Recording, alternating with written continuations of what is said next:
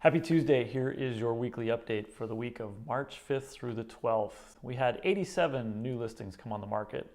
9 homes came back on the market, 28 price reductions with 11 price increases.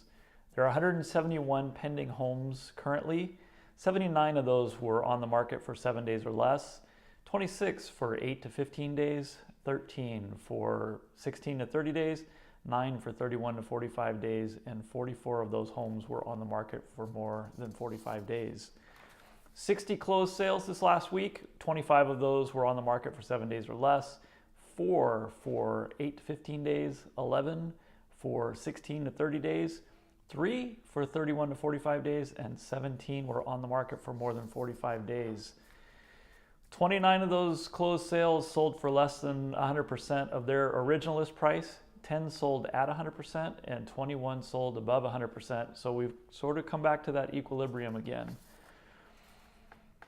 We have 404 homes on the market currently, 424 including condos.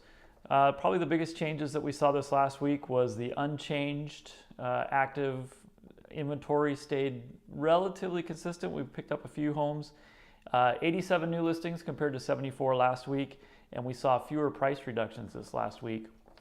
There were 8 new listings over $1 million. 2 of those were properties that were relisted. Those had been on the market before.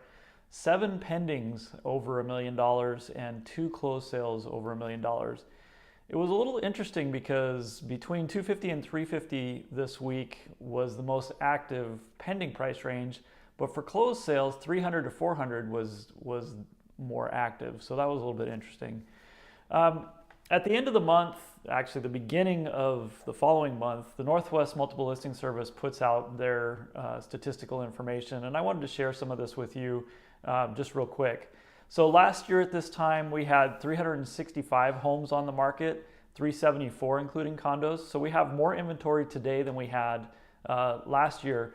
But what's interesting is that we've had fewer new listings year to date than what we had last year to date. We had 599 this year versus 722 last year, again, new listings year to date. And if you look throughout almost the entire Puget Sound region, that is consistent. We're seeing that the new listings are fewer than what they were last year at this time in 2018. Closed sales, there were 496 so far to date versus 606 last year. So the number of sales is dropped off just a little bit. And our average market time is 55 days now. Last year it was 50 days. So things are moving a little bit slower, perhaps. Some of that could be old inventory that's finally selling off as well. So that will skew that data just a little bit. But here's another piece that's a little bit interesting. Our median list price for Kitsap County is $470,000. Last year at this time it was $450,000. So we've seen almost a 5% increase in that median list price, but our median sale price is $340,000 versus $312,000 last year. So that's almost a 9% increase in what our closed sale numbers are. So there you have it, kind of some interesting information I thought you might enjoy. As always, please feel free to reach out if you have any questions, and I hope you have a great week. See you next week.